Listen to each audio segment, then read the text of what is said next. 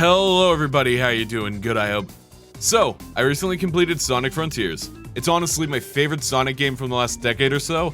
The gameplay was stellar, I thought the story was fantastic. It has a lot of that early 2000s Sonic vibe that I love.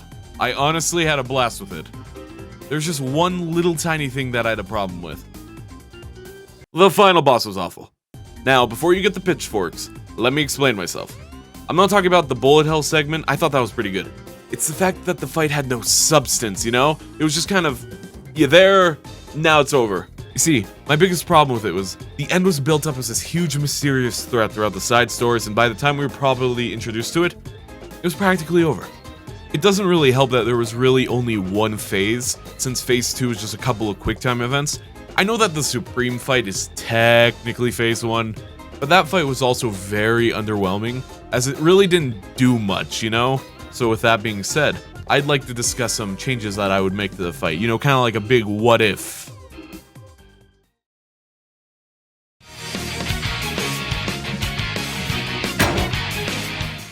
Before we begin, I'm going to set 2 rules for myself. 1. These changes can't impact anything that happened before the Supreme fight. This mainly applies to story impact, but I'd like to keep the events that occurred before this as they are. So the end wiped out the Ancients, they used the Titans to seal the end, etc, etc. 2. These changes won't remove anything, they will just add on to what is already there. What I mean by this is that I'll be keeping the Supremes fight and the Bullet Hell segment. The Supremes fight will be altered greatly, but the Bullet Hell will remain practically the same. I'll get more into this later. Alright, with that out of the way, let's begin. As I mentioned before, anything prior to the Supreme fight will be the same, so we'll start right where that fight begins. For the sake of organization, let's call Supreme Phase 0 the final boss. It's not quite Phase 1 as it's not directly a part of the End's fight, and the Supreme will have a few phases on its own, but it's still connected thematically. The first change we'll be discussing is the overall structure of the fight. Unlike the Titans prior that had 2 or 3 phases for their fights, Supreme would have 4. With Supreme switching to the next phase every time it loses 25% of its health. This may seem like a strange change, but it's for a very good reason. Phase 1 would remain essentially the same as it is in-game, with the biggest difference being Supreme starts with its cannon active, like its in-game Phase 2. Things would continue as they normally do, but upon finishing the phase, Sonic would Psy-loop around the cannon to disarm Supreme. Obviously, the fight's not over, considering I just finished mentioning that this fight would have more phases than normal, and we still have like 10 minutes, I don't know, I'm recording. Once Phase 2 begins, lasers would begin firing off from Supreme's body, just like in Phase 2 of Giganto's boss fight. Phase 2 would play out in the exact same way Giganto's second phase did. In fact, the rest of Supreme's phases worked like a mini boss rush. Phase 3 would play the same as the Knight's second phase, and because Supreme doesn't have a sword or shield or anywhere to, you know, ricochet said shield off of, you could use cyberspace to make a holographic version of those weapons, while using a holographic dome similar to the sumo boss's gimmick. You know, something like that. Phase 4 would be the simplest, as it'd operate the same as the Wyvern chase, with you chasing Supreme around the island. The Supreme can already fly using his jetpack, so there's like no major changes needed here. And upon catching up to Supreme, an interactive cinematic would play where Sonic defeats the Supreme. The scene after this fight would play out as it normally does in-game. And that'd be Phase 0. So with that out of the way, let's move on to the true enemy, the End.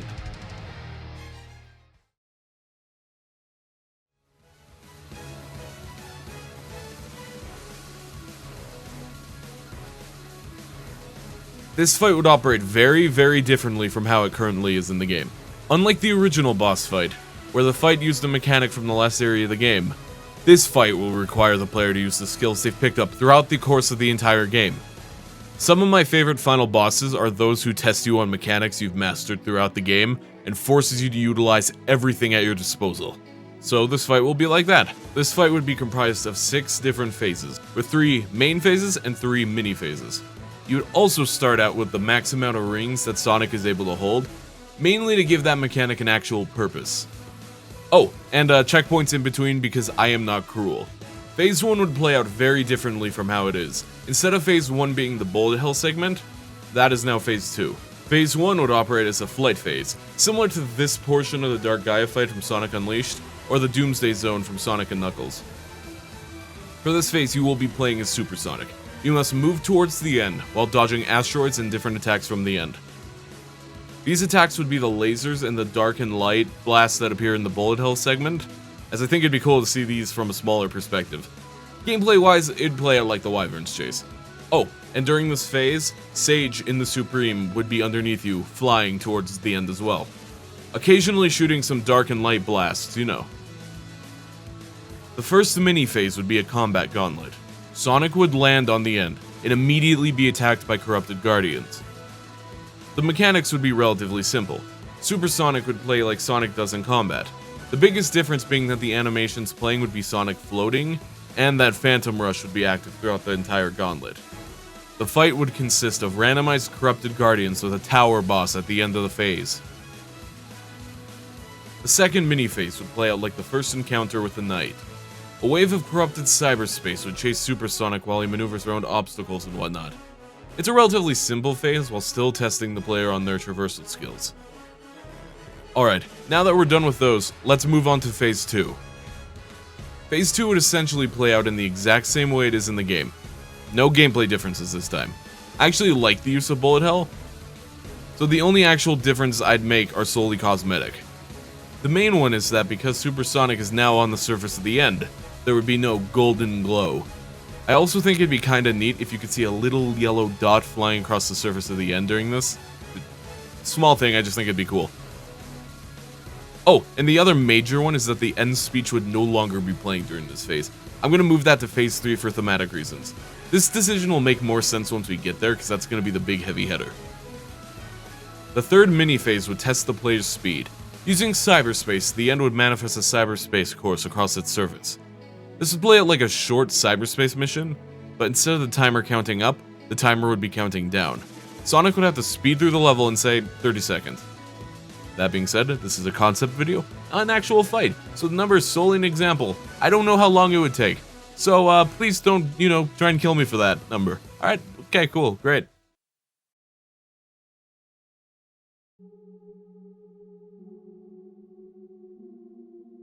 Alright, time to move on to the final phase. I'm envisioning this to be the big climactic hype fight, similar to that of the vibe you get when you fight the Titans. This phase would begin with the surface of the end cracking open, revealing a glimpse into its true form. I'm a huge fan of the being unable to comprehend the Eldritch Horror's true form, so it manifests as something completely different to the Seer trope. So I'm not going to branch out too far from the original design. Since the end is, well, the end, a manifestation of the void itself, I want to take an advantage of that. Throughout the course of Sonic Frontiers, there are references to different events from games prior. In fact, the whole game has this constant feeling of reminiscence and looking back on your memories. I wanted to reflect that here. I think it would be genuinely amazing if the end reflected past final bosses and major events from Sonic's past through the crack on its surface. And this is where the end speech would finally fit in. I saw your mind as you ran through my prison. You have fought machines and gods. They were mighty. They were finite. I am infinite. I am nothing. You struggle as so many have done before. You will be consumed like all those before you. I saw your mind. Your courage never wavered. Why? Mechanically, this fight wouldn't be too difficult. It's more about the thematics here than actually testing the player. You'd play as both Sage and Super Sonic as you both fight the end. Imagine a fusion between Solaris, Dark Gaia, and Metal Overlord's fights from previous games. The objective would be to attack the end in its now exposed spot. You'd start as Sage, as you need to deflect attacks and defend until there is an opening. This would kind of work like a 3D version of the bullet hell. For reference, look at Nier Automa's bullet hell, it'd kind of work like that. When an opening appears, Sage would then throw Super Sonic. Think of the existing QuickTime event, but now you need to navigate through it as Super Sonic. Similar to Phase 1, you'll need to close the gap between you and the end while dodging asteroids. It's nothing difficult, as the asteroids would only slow you down, but you need to keep your speed in order to deal the maximum amount of damage to the end. And if you get hit too many times, you'll reset back the stage, and you'll have to wait until another opening. This process would repeat until the end's health bar is completely gone, and then the final QuickTime event would play, and the end of the game would play the same as it is. And that's how I'd fix Sonic Frontier's final boss. This is my first attempt at this style of video, and I had a blast working on it. So let me know if you want to see more of this type of content. I had fun making it, so... Oh, and let me know how you'd change the final boss. I'd love to see everyone's thoughts and ideas on this. Anyway, I hope you all have a great rest of your day, and or night. Farewell. Oh, and don't forget, Metal Sonic should have 100% been an alternate costume in Sonic Frontiers. I mean, it would have worked perfect.